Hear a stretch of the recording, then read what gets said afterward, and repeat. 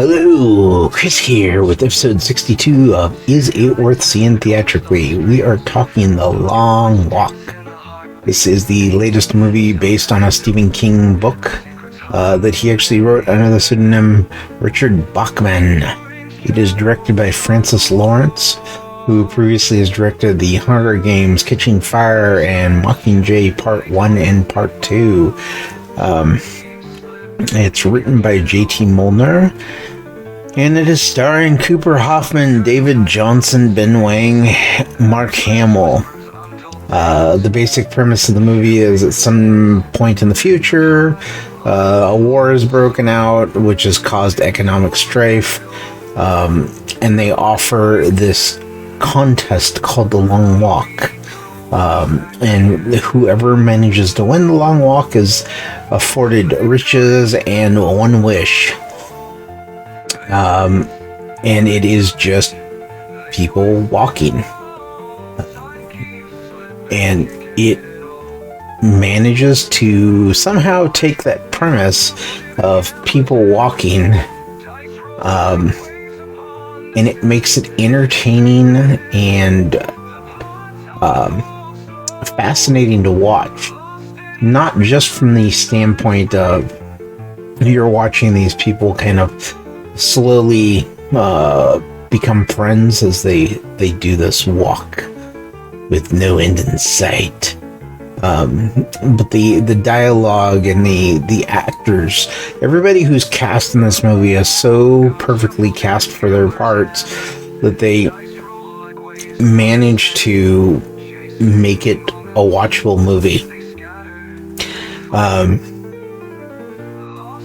Ultimately, this is one that I would recommend seeing in the theater. It's well made. The sound, like I said, the acting, dialogue, everything is well crafted, and this is a theatrical style movie. Is it a big bang blockbuster movie where you're going to get a lot of like special effects and action scenes? It's not that, but it definitely works in the theater, and it was enjoyable to watch. So if you've had a chance to see it, leave a like down below or comment. Let me know what you thought about it. Definitely subscribe to the channel. I have more of these videos. I also do on Thursdays now. I'm doing a gaming hour where I play just hot garbage games, as I'm going to call them, because I don't know if they're good or not. They look like they're hot garbage. And then if you stick around here, I'm going to kind of share my overall thoughts on the movie, kind of why I ultimately think it's worth seeing in theater, and yeah. All right. Now that we've done the spoiler-free, is it worth seeing theatrically? I'm going to kind of go into more detail on why I think this one's worth seeing theatrically. As the movie starts out, we're kind of introduced to our I'm going to call him the main character, who's Ray Garraty, played by Cooper Hoffman. And he's kind of the focal point of the movie.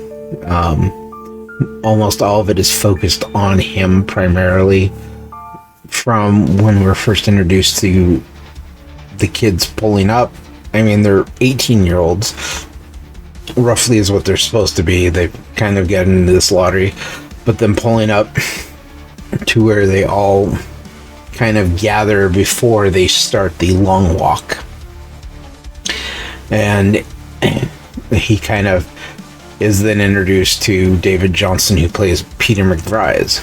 And David Jonsson, if you've seen Alien Romulus, he played the synthetic that was kind of at the beginning of the movie. He was kind of a low, he was missing some memory, so he wasn't very intelligent as far as synthetics go. And then once he kind of gets upgraded, he is like incredible. And the fact that he was able to take and kind of go from being like this kind of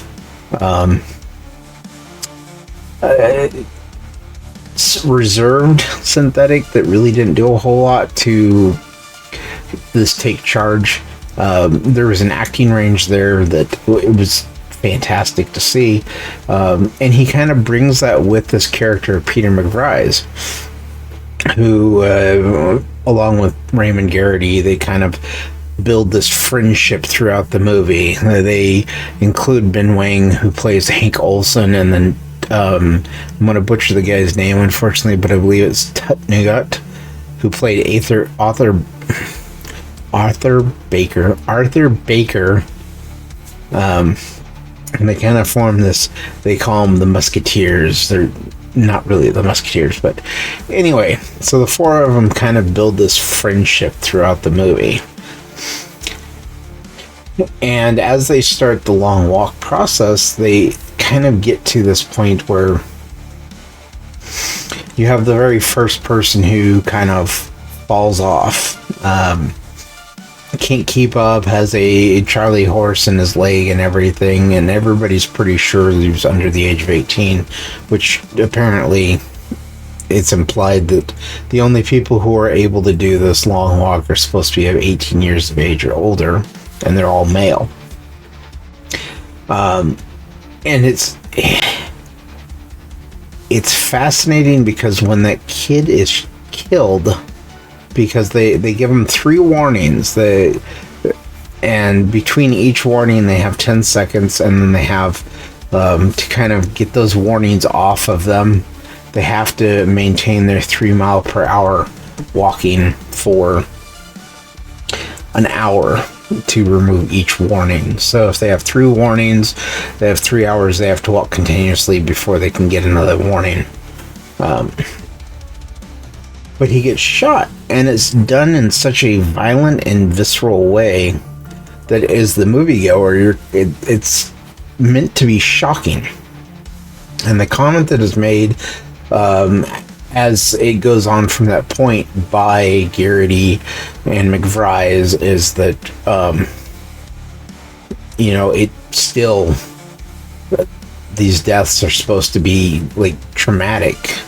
And their worry is that as they go along getting closer to that prize, they're not going to care as much. And so as the moviegoer, as you're watching the movie, the very first person killed in it is done in such a shocking and violent way that as the murders occur, the deaths occur in the movie, they're less and less shocking. So they're trying to also kind of show you as the viewer that, hey, look, you're also getting desensitized to the deaths that are happening to these kids throughout the movie. And it's done in such a I say wonderful way because it kind of makes you think as you're sitting there watching the movie. So this isn't just a movie that you're sitting there being entertained by, enjoying the moments, or being horrified by, because this really wasn't, because there's so much implication that is happening throughout this movie, and it's being implied. There's a lot of stuff that's implied throughout it. It really kind of, it makes it hard as a moviegoer to really kind of go one way or the other, like what, how should I be feeling about this movie? But it definitely does get you to kind of sit there and watch the movie and kind of discuss. I mean, there's comments that are made by characters. Raymond Garraty brings up the point that, this is they choose to do this long walk, but everybody in the country signs up for it. So is it really a choice when the poverty is so bad, and it's so, like, the financial needs, the food, the nutritional needs, food needs of people is so bad that the only option available to them is a single escape hatch that everybody's going to. And so it's kind of, it's an interesting remark that's made in the movie in this way, that it's like, yeah, you know, this is one of those things where it's like, did these people have choices when it came to signing up for this? Or did they all do the same thing, which was they saw an escape hatch and they've all gone to it, even though there's no choice? That's the only way out for them. And so it's a very interesting movie. It was well done, and it feels like the least Stephen King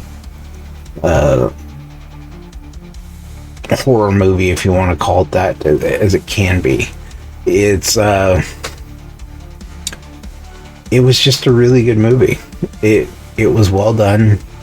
Yeah, you kind of get to experience the bonding that happens with all of these characters. You learn things about them. There's, of course, like I said, the main focal point, which is Garraty and these specific kids and their friendship they build. But at the same time, you also have Mark Hamill, who plays the Major, and he's the one that seems to control the entire thing. And just based on what I've seen over the past year from him, I don't think he was actually acting in this role. I think he was just himself. So it certainly is one of those things where the movie, if you get a chance, definitely go see it. If you're waiting for it to come on streaming, do that too. If you're not a Stephen King fan, I would say this is certainly one of the few Stephen King movies that I would recommend. It's just it's a well-made movie. So if you enjoyed this, stuck around for it, I will catch you on the next one. Have a great day. Bye-bye.